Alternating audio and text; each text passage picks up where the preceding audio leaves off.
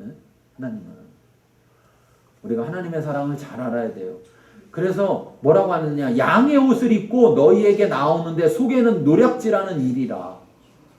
그러니까 여러분, 겉만 보고 판단하면 안 돼요. 교회 와서 종교적인 의식을 얼마나 잘하느냐, 주일날 얼마나 잘 오고, 사람들한테 어떻게 잘 대하고, 헌금을 어떻게 하고, 뭐 말해서 막 그냥 막 교회 용어를 막 남발하면서 막 쓰고, 막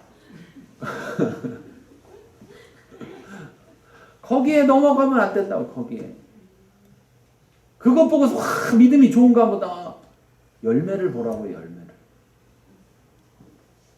열매를 보려면 여러분, 교회 왔을 때의 열매를 봐야 되겠습니까? 삶에서의 열매를 봐야 되겠습니까? 삶에서. 삶의 자리 가운데에서, 내 직장에서, 내 가정에서, 내 사업장에서, 내가 거기에서 세상 가운데 나가서 세상 속에서도 하나님께 속해 있는가? 예. 세상을 따르는 게 아니라 하나님을 따르는가? 그래서 지금 당장 모르겠으면 기다리는 거죠. 그래서 섣불리 판단하면 안 돼요. 섣불리. 요즘 유튜브가 너무 발달하다 보니까 유튜브에 뭐 하여튼 그냥 뭐 이런 소리 하는 사람 저런 소리 하는 사람이 너무 많이 올라와서 저는 하지 말까 했지만 해달라는 사람 몇 사람 때문에 하고 있는 거예요. 그런데 거기들 보다 보면 위험한 사람들이 있어요. 근데 가끔 물어와요. 저거 잘못된 거예요? 안 잘못된 거예요? 저거 이단이에요? 아니에요? 너무 섣부르게 판단하면 안 됩니다. 너무 섣부르게. 왜냐하면 우리가 보면 신학이 있고 신앙이 있는데 신학은 학문적으로 본다면 여러 가지 의견이 있을 수 있는 거예요. 근데 신앙이라고 한다면 전혀 다른 얘기가 돼요. 근데 그가 말하는 걸 잘 구분할 수 있어야 돼요. 저걸 신학적으로 말하고 있는지 신앙적으로 말을 하고 있는지. 그런데 그걸 판단할 만한 능력이 내게 없으면 그걸 들으면서 잘못하면 와, 저 사람은 맞는 말을 말하네, 속 시원한 말 하네, 막 그러면서 거기에 빠져들다 보면 그냥 그 사람이 다 틀린 말 하는 게 아니라 맞는 말도 하고 가끔 틀린 말 하는데 그냥 다 맞는 말만 하는 거가 돼버리는 거예요. 내가 판단할 능력이 없으니까. 이 판단할 능력, 즉 기준을 볼 수 있는 능력을 영분별이라고 하는 거예요. 하나님의 기준을 볼 수 있는. 그래서 하나님의 기준에서 벗어나면 저건 거짓이야. 아무리 사탕발림의 말을 하고 아무리 우리 귀에 달콤하게 들리고 좋게 들려도 저건 거짓이야.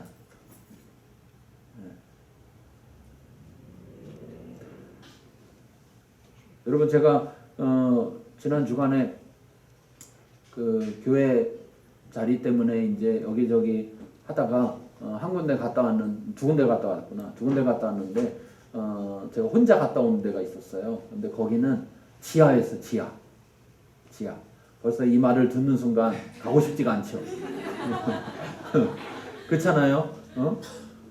우리는 개척부터 지하에 안 들어가 있었는데 개척을 지하로 한 교회도 우리의 소원은 지상이요. 뭐 이건데 굳이 왜 지하? 근데 만일 하나님이 지하로 가라면요. 주님 정신 차리십시오. 왜 이러십니까? 그럴 거예요?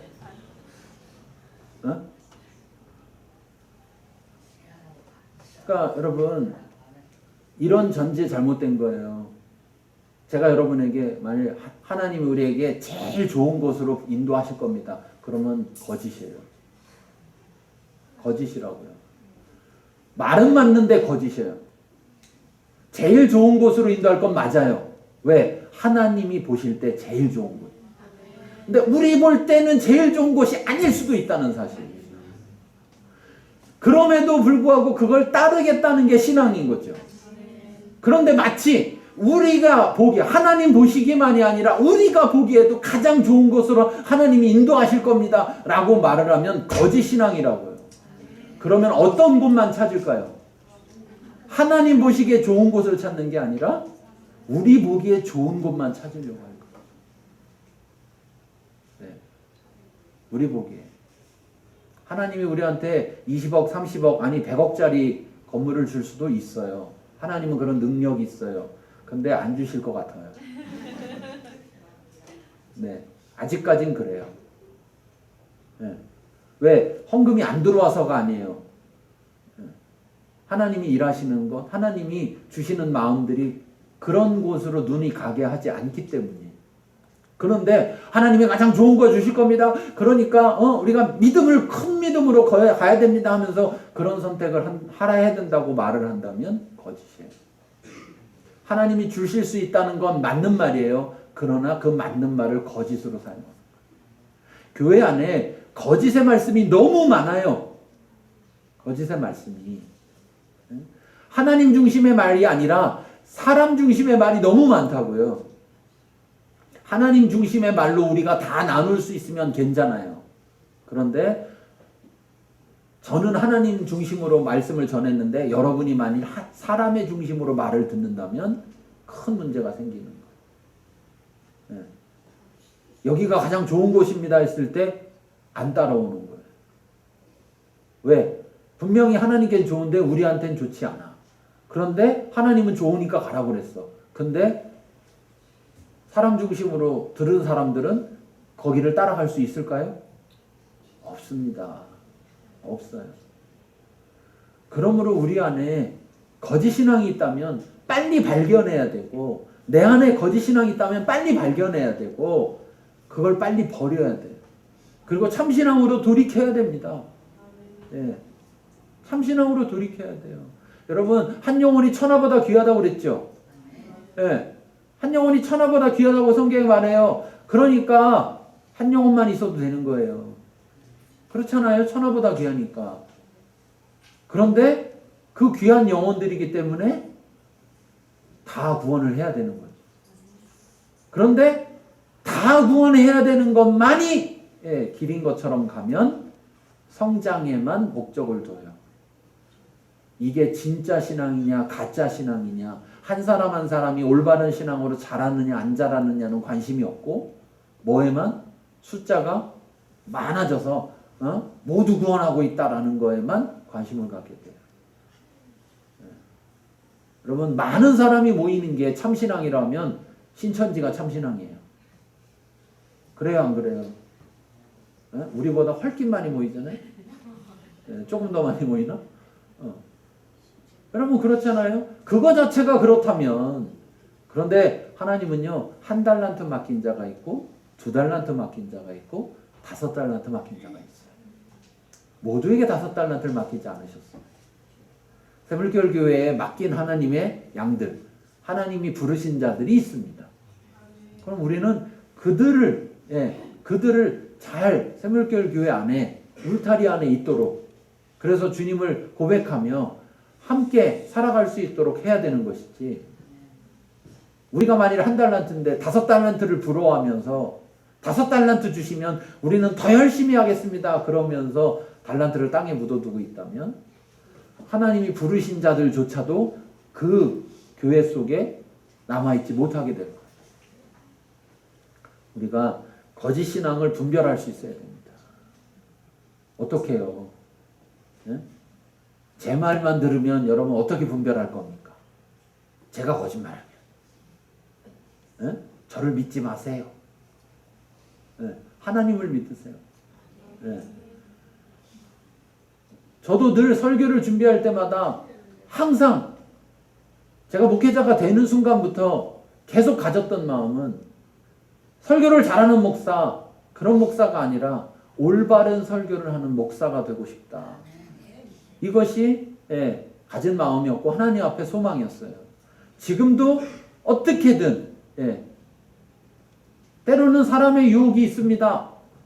사람의 유혹이 있어서 이럴 때는 성경 이런 내용 가지고 하면 헌금 많이 거둘 수 있을 텐데, 이런 때는 이렇게 하면 성도들을 마음대로 움직일 수 있을 텐데, 이런 생각이 들지요. 저도 사람인데. 그럴 때마다 하나님 중심으로 가려고, 하나님이 이 시간에 원하는 말씀을 전해야지 하는 거에 중점을 두려고 자꾸만 제 자신을 복종시키는 거예요. 그럼에도 불구하고 야 그러니까 우리 목사님 말만 잘 들으면 돼. 그러면 안 된다니까요. 지금 그 얘기하는 거예요. 그 얘기하는 거예요. 여러분이 하나님과 연결이 잘 되어 있어서 예. 그러니까 저는 필요 없다 이 말을 하려는 것도 아니에요. 조화가 일어나야 되는 거죠. 조화가. 단계가 있기 때문에 예. 나보다 앞에 단계에 있는 사람으로부터 도움을 받아야 되는 거고 따라가야 되는 거고 그럼에도 불구하고 하나님과 나와 개인적인 관계가 맺어져 있어야 내가 다림줄을 볼 수 있다고요. 여러분들이 분별할 수가 있다고요. 참신앙인지 거짓신앙인지.